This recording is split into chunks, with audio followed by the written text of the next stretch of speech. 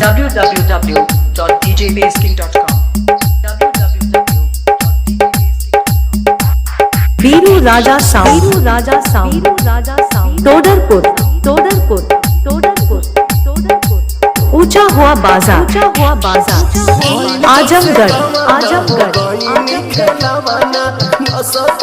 रोजे रोजे ओढ़ना बिछावना से गवाना हो गई खेलावना नसतारे रोजे रोजे ओढ़ना बिछावना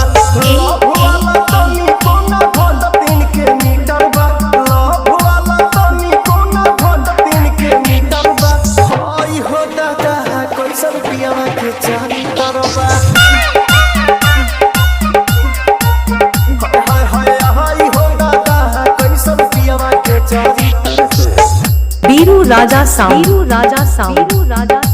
टोडरपुर ऊंचा हुआ बाजार आजमगढ़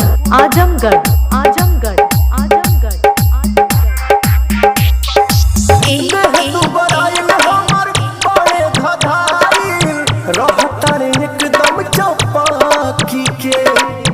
आवेले कहीं से ना सही से रहे कोरावा में धर ले लपकी के परेशान बानी हम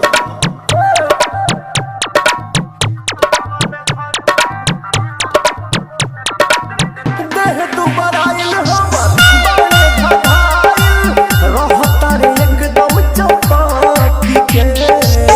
आवेले कहीं से ना सही से रहे कोरावा में धर ले लपकी के बुद्धि सुती हरदम निहारत हमर फिगरबा बुद्धि सुती हरदम निहारत हमर फिगरबा आई हो दादा कैसन पियावा के चरित्रबा आई हो दादा कैसन पियावा के चरित्र वीरू राजा साउंड टोडरपुर ऊंचा हुआ बाजार आजमगढ़ कइले दूर गति राते बुताई के बाती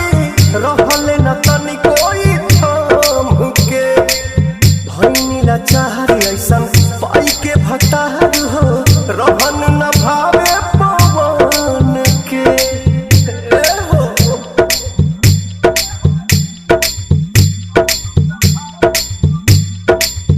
कइले दूर गति राते बुताई के बाती रहले न तनी कोई थाम के भइनी ना चाहरी ऐसन पाई के भतार हो रहन न भावे पवन के नहीं जानी मनवा के काठी इनका भीतर बा नहीं जानी मनवा के काठी इनका भीतर बा आई हो दादा कैसन पियावा के चरित्र बा डीजे वीरू राजा साउंड टोडरपुर ऊंचा हुआ बाजार आजमगढ़ मोबाइल नंबर 73 48 19 39 56।